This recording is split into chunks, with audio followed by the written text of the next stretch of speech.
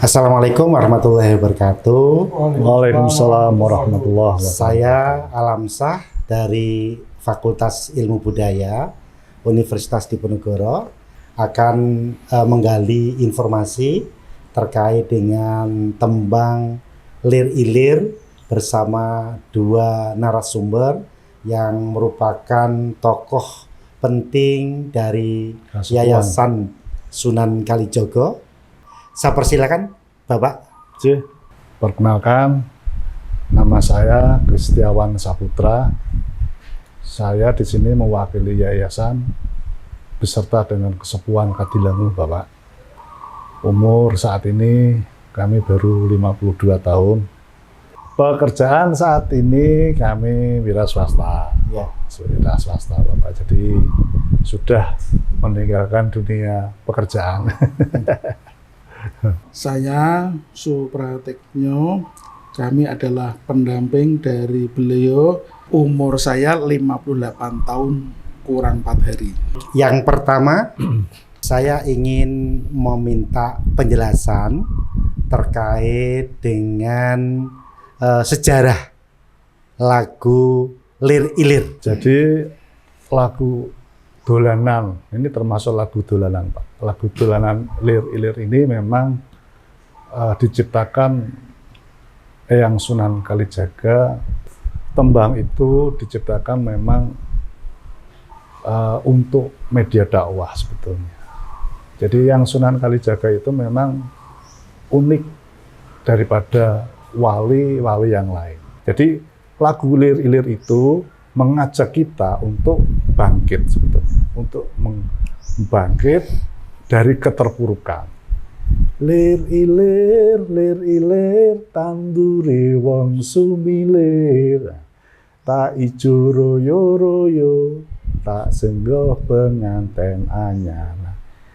Ilir jangan terlena dalam kehidupan ini. Ojo males-malesan, ayo bangkit. Itu. Ya, jadi beliau itu mengajak bahwa kehidupan ini hanya sementara sebetulnya. Cak angon, penek no blimbing kuwi, gitu. Sebetulnya Cak Angon itu adalah hamba, Pak.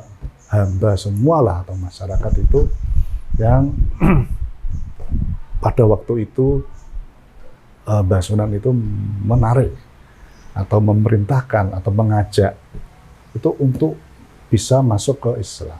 Penekno blimbing kuwi itu masuklah Islam bahasanya. Mumpung padang rembulane, mumpung jembar kalangane, itu juga.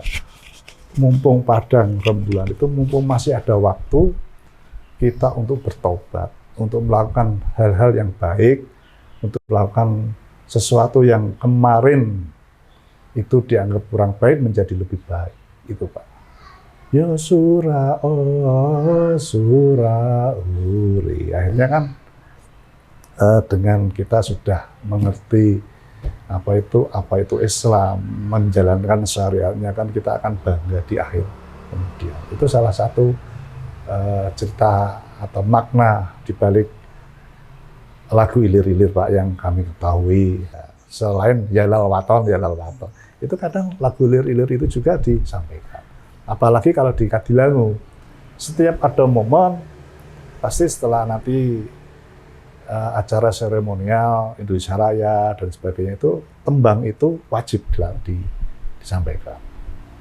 Kalau pas ada penjamasan pun, waktu diiringi Pak Sepuh dari pendopo sampai ke makam, itu di samping sholawat ya lagu Ilir-Ilir, yang disolawatkan cengkokan lagunya juga seperti itu, Pak.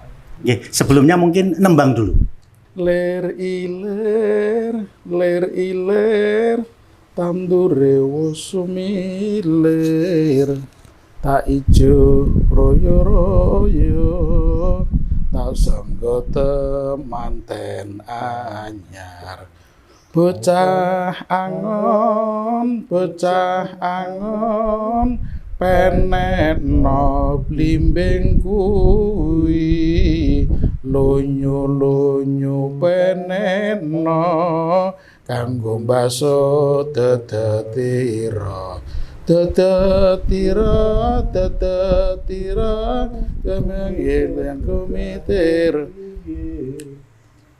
Apa niku? Demono jlumatono kanggo sebo mangko sore.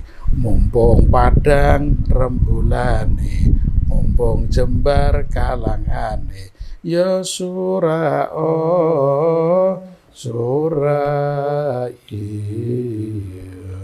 Jadi itu ditemukan di pertama kali sampai Sunan Kalijogo. Sudah tadi diterangkan lir ilir tanduri sembilan. Artinya orang itu kalau hidup, lir itu kan menunjukkan orang hidup.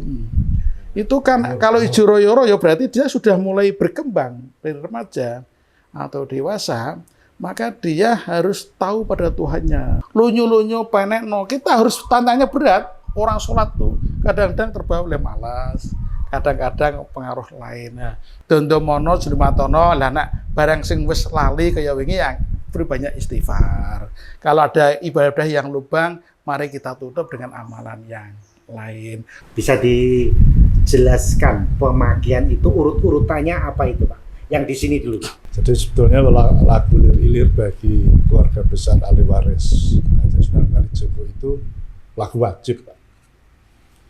Selama mungkin ada kegiatan, salah satunya musyawarah paripurna keluarga ya, MPK itu yang resmi, Pak. Ya. Setelah lagu Indonesia Raya karena kita menghormati lagu sebagai lagu kebangsaan, baru lagu Ilir-Ilir itu dikumandangkan. Setelah lagi lilir, Biasanya setelah lagu Ilir-Ilir ya pembukaan, Pak. Ya pembukaan, sebelum itu baru pembukaan yang lain. Terus acara seperti halal bihalal. Urut-urutannya kalau halal bihalal itu setelah pembukaan awal itu pertama biasanya kan mukadimah, setelah itu langsung ilir-ilir dulu. nggak baca Quran dulu. Kedua ya. Urutan kedua baca Quran. Oh, pembukaan Quran baru ilir-ilir ya. Oh, dari setelah Quran ya. Kan sewu. Lain kelak. Iya. Mengapa lagu Lir Ilir itu dikumandangkan atau tembang Lir Ilir itu ditembangkan pada peristiwa-peristiwa seperti itu? Alasannya apa, Pak? Yang pertama bahwa kami keluarga itu kepingin melanggengkan lagu tersebut. Ya. Yang kedua, karena Lir Ilir itu filosofinya sangat dalam. Itu kan biar mengingatkan kita ikut melanjutkan dakwahnya beliau sebetulnya. Kalau di pengajian-pengajian Masih ada, Pak. ya. Di samping itu ada acara rutin setiap menjelang Kedua Besar. Ini ada acara abon-abon. Apa, Pak? Abon-abon. Lir Ilir itu dinyanyikan dalam bentuk tembang apa diiringi dengan gamelan? Apa itu? Ini di kaset ini, kaset. Oh, kaset ya. Mengapa kok dipilih lagu Lir Ilir? Lir Ilir itu kan supaya bahwa setiap orang hidup itu harus sholat. Karena apa? Sholatnya sebagai tolak ukur. Dimana kalau orang itu sholatnya tertib, maka ibadah yang lainnya adalah akan tertib. Panjenengan ini kan umurnya 52, 58. Ya. Tahu tentang lagu Lir Ilir itu sejak kapan? Waktu sekolah SD. Kan biasanya ada lomba tembang cepat, tembang dolanan. Jadi dulu ya sering ikut lomba itu, tembang dolanan, tembang cepat. Kalau dari saya memang dari kecil, Pak. Karena saya lahir dan besar di Kadilangu. Pakamnya seperti apa sih? Bisa dijelaskan mungkin pakamnya lagu Lir Ilir itu Ya. seperti apa mungkin? Itu anu apa? Pelok piro. Kalau pakemnya itu biasanya karena itu halus, ya seperti menggunakan lagu ladrang itu, lagu ladrang. Lir Ilir. Jadi lagu-lagu gending-gending, ya bisa pelok, bisa slendro, tergantung orang itu suaranya gimana kan gitu. Kan orang kan nadanya kan beda-beda. Ada yang pas di belok, ada yang slendro. Jadi pakemnya bisa belok, bisa slendro. Yang penting orang-orang tersebut itu bisa menjiwai, bisa meresapi, bisa memenai apa yang tersirat dan tersurat dalam lagu Lir Ilir itu. yang penting bisa itu. Iya, kalau untuk penyebaran mungkin pernah mendengar atau mengetahui sendiri sebaran lagu Lir Ilir itu di mana saja? Kalau di luar Jawa Tengah yang ada itu di Taman Mini Indonesia Indah. Di sana setiap apa itu namanya untuk anjungan Jawa Tengah, menurut saya sering dipakai itu. Secara inti maknanya, mungkin dari lagu tembang Lir Ilir itu. Intinya gini, manusia hidup itu wajib bersyukur. Lah caranya bersyukur bahwa kita hidup itu pasti ada yang menghidupkan. Kalau ada yang menghidupkan, kudu ngerti yang menghidupkan. Kalau sudah ngerti, harus pengertian terhadap orang yang menghidupkan. Yaitu ibadah. Perbedaannya dulu dan sekarang penggunaan Lir Ilir itu seperti apa? Apakah ada perbedaan atau tidak? Perbedaannya ya dulu itu kan ngertine kuwi setiap ada pementasan wayang mesti ana lagu ilir-ilir. Ngertine kan terhibur. Hati senang terhibur. Tapi makin lama apa tuh maksud ilir-ilir itu? Apa tuh maksudnya ilir? Oh, ternyata setelah dikaji bahwa itulah merupakan penjabaran dari kitab suci Al-Qur'an dan hadis Nabi. Tembang ilir-ilir dari dulu dan sekarang itu memang ada pergeseran, Pak. Pergeserannya pada waktu itu adalah sarana dakwah. Tapi kalau sekarang itu sarana budaya.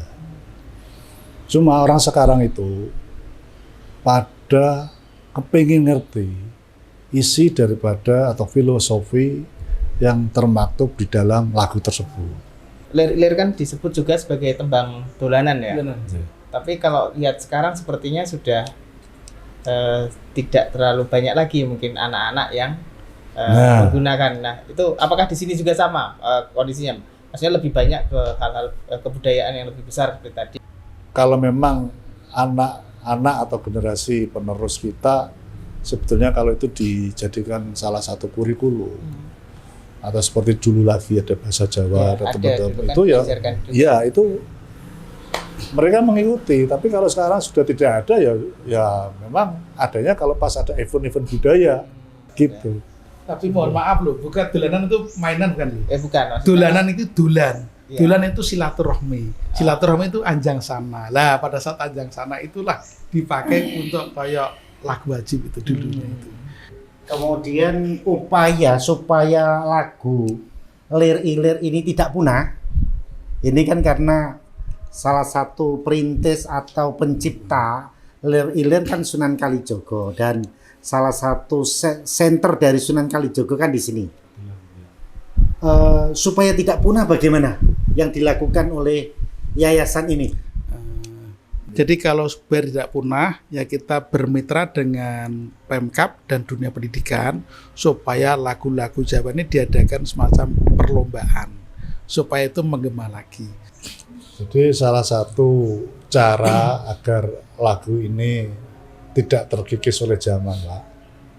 Ya tadi begitu ada event apapun itu yang dilakukan baik di dalam di Kadilangu atau di luar, itu lagu itu harus disertakan. Nah nanti coba ini salah satu lagu tembang Lir Ilir ini saya juga jadikan tembang ini sebagai apa ya asli dari Demak lah maksudnya. Lagu khas Demak. Yang terakhir, pentingnya lagu Lir Ilir ini bagi penguatan akhlak dan karakter generasi muda dan orang tua. Dengan lagu Ilir-Ilir itu kan lagu yang menyenangkan, halus, lembut.